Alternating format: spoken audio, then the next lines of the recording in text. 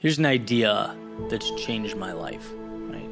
As has been attributed to Nelson Mandela, the saying goes, everything is impossible until it's done, right? We view impossibility as this abstract, scary concept implying that something cannot happen, that it's not reality, it's outside the scope of what we are capable of doing or creating.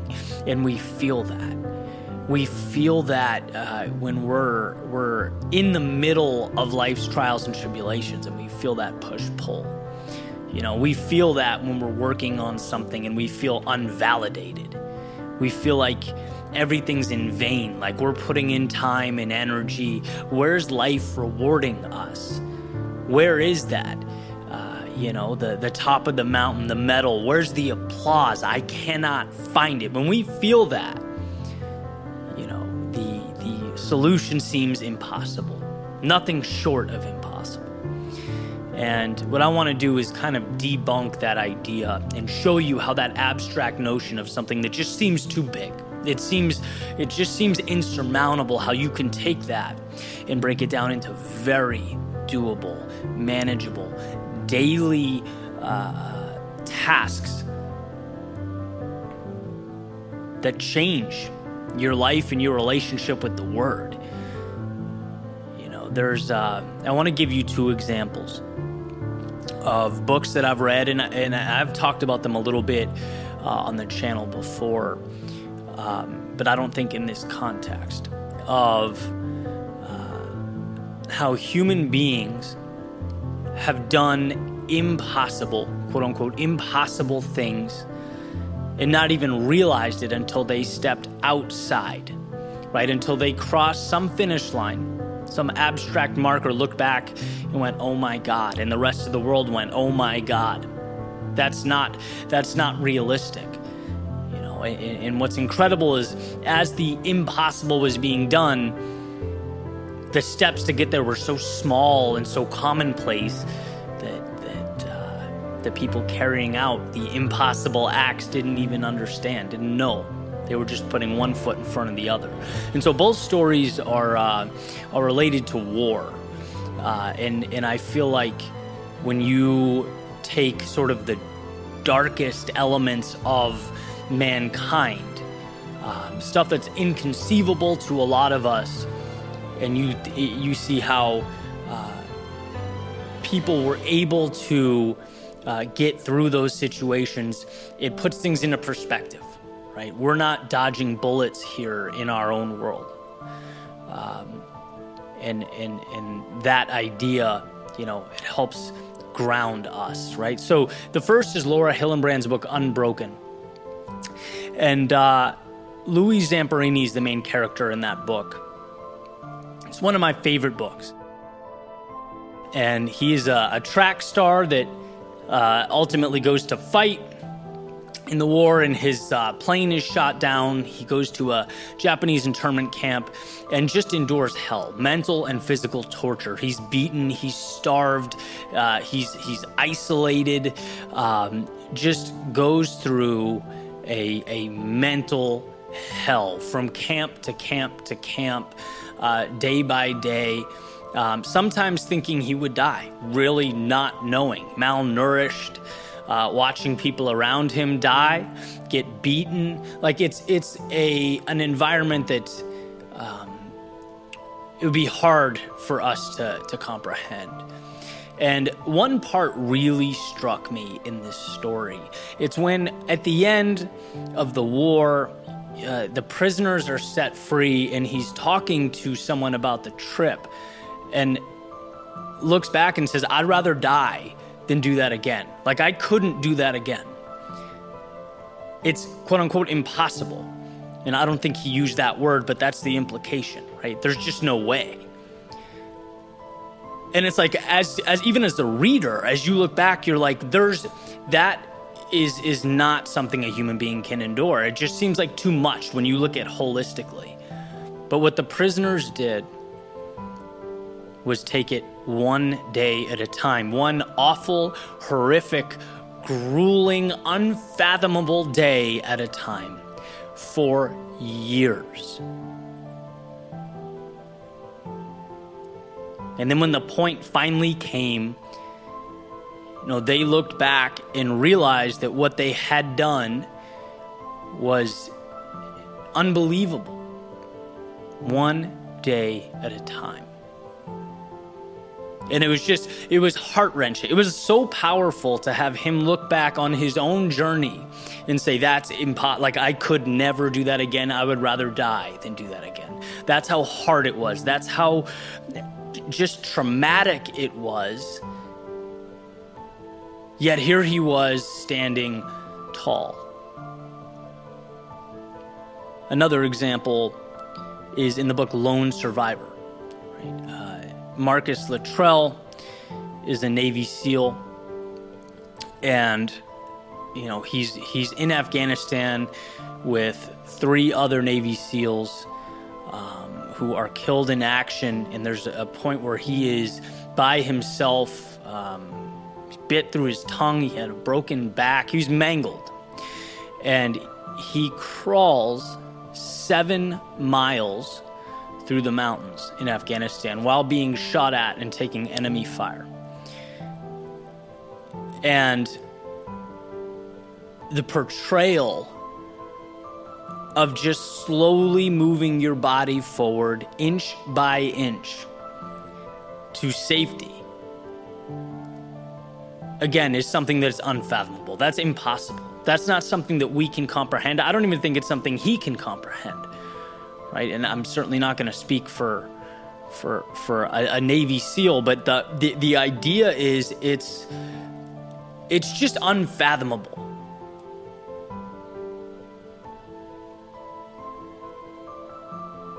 But one step at a time, one movement at a time, you can create a different reality.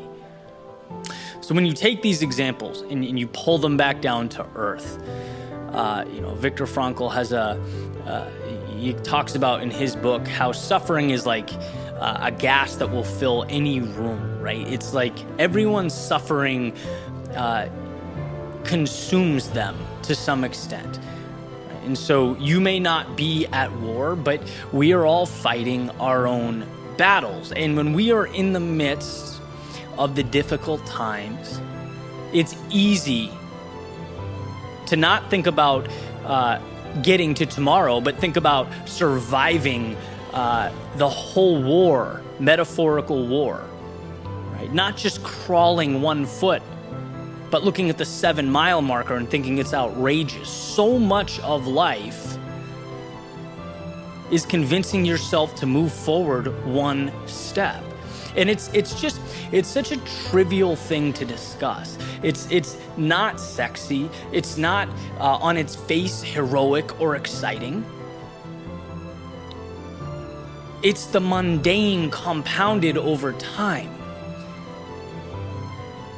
And we need to remember it most when it's hardest to understand. And I talk about it all the time. Right, that Nietzsche quote, "Those who were seen dancing were thought to be insane by those who could not hear the music." It is very difficult to stay fixated on a result that is not there. It's one of the most challenging things about changing your life in the world around you. Dreaming is putting things on earth that are not yet on earth. That takes mental fortitude, because each step you take, you have to remind yourself that it's for something, that it means something. When you desperately want applause, because look, it's human. You exert yourself, you exhaust enough energy, any rational person is going to say, why the hell have the stars not aligned yet? I don't understand what I need to do. That's what's interesting. People don't talk about the fact that it makes more sense to quit than to carry on. Like, to the rational brain, it makes sense that we would say no more. right? I want to deal with the world that I'm in, not one that isn't built yet. But it's why we celebrate. We celebrate those times that we move forward anyway, that we had the vision to see the unseen and do what so few people can do. That's what makes life beautiful. That's what makes human beings beautiful. We see life through stories. Well, the ones that can write and craft narratives that have not been heard or watched or explored, that's magic.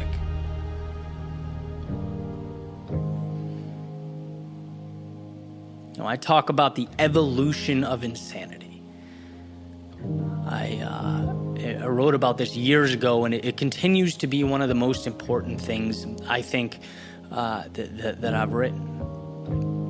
This idea, if you take a woman who leaves her everyday life, right, for example, and she has this passion, this sense of purpose, and she wants to breathe life into it. So she leaves her ordinary world and she starts building. And she becomes obsessed with this idea. And people around her, by the way, who know her as what she was and what she did, right? They know her based on what they saw yesterday. They say, this is weird. But she's locked in, and she gets up and she makes it her focus in life, and she continues forward, and nothing happens. And people point to her. They say, look at her wasting her time, right? She had it all before. This is crazy. And she continues and builds and adjusts and throws her understandings and her knowledge and her experiences against the wall. And when they shatter, she picks them up and builds again and again and again. And people say she's delusional, she's insane, she has lost her mind. But she hangs in.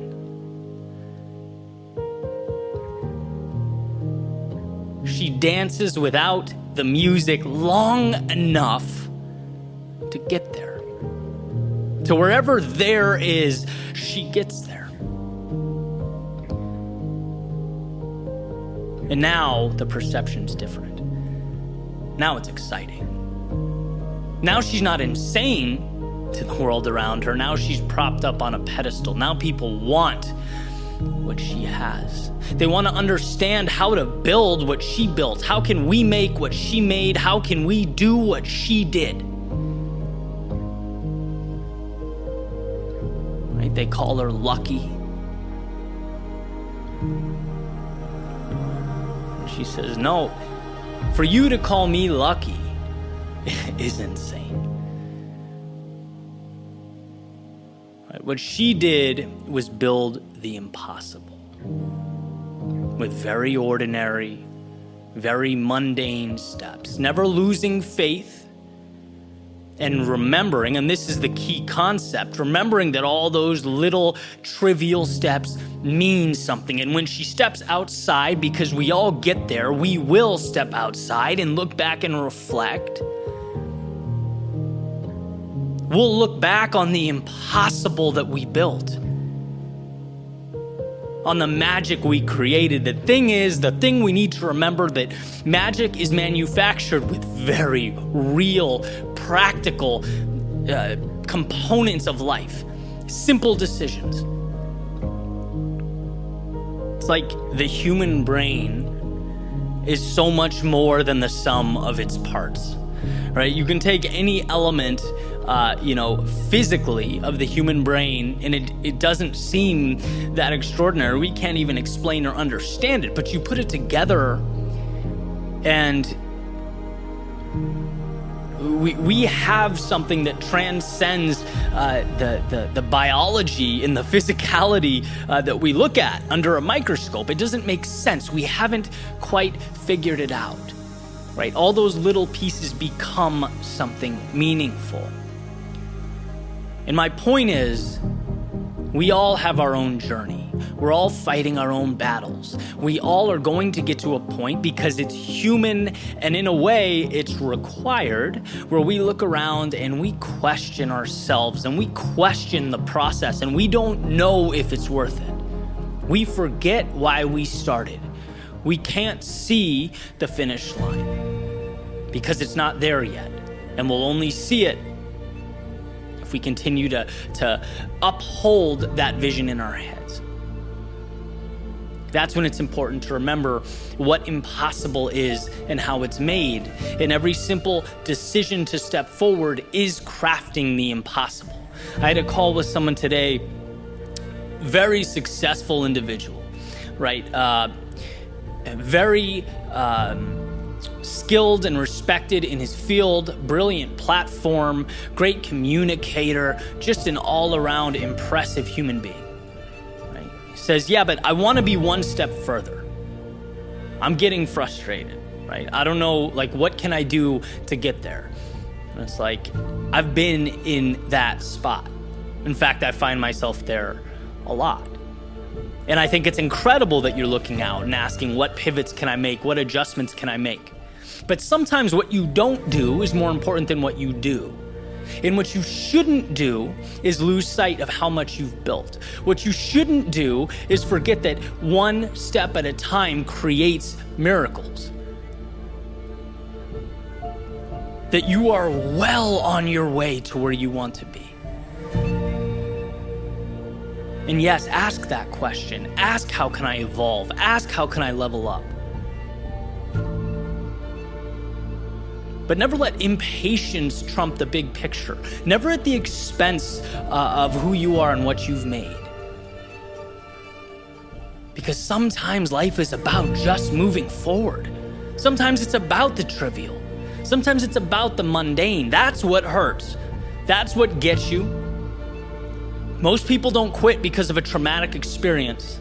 Most people don't quit because they took a monumental L. They quit because the little thing doesn't reveal its value. It's very hard amidst the chaos of day-to-day life to remember what you're building, to remember each little step is a brick that will come to evolve into the impossible.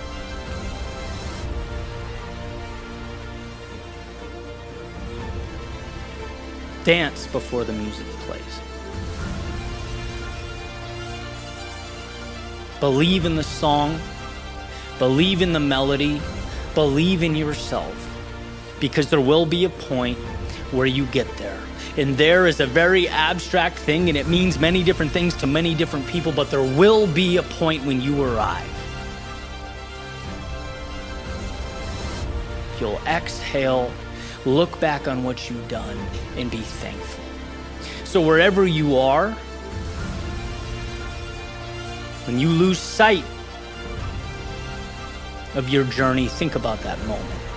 Think about how that will feel looking back on what you've made, and all those times you could have stopped and didn't. All those times you wanted to say no, but you said yes. They mean something. I'm telling you, they mean something, but that is not half as important as the fact that you know it means something. You just need to remind yourself of that fact. So here's to one step more in building the impossible.